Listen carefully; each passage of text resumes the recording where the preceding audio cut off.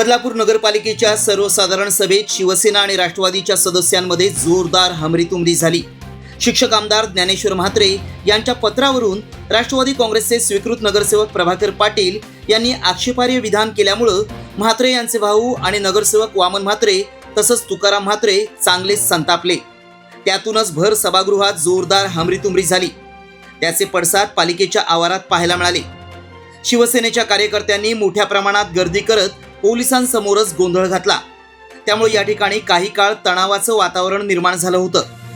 विशेष म्हणजे सभागृहात राडा झालेला असतानाच पोलिसांच्या उपस्थितीतच इतक्या मोठ्या संख्येनं कार्यकर्ते पालिका आवारात शिरलेच कसे असा सवाल आता उपस्थित होतोय।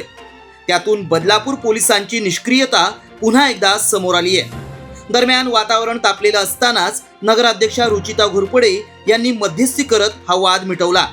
त्यामुळे पुढील राडा टळला। एकमत न्यूज, बदलापूर।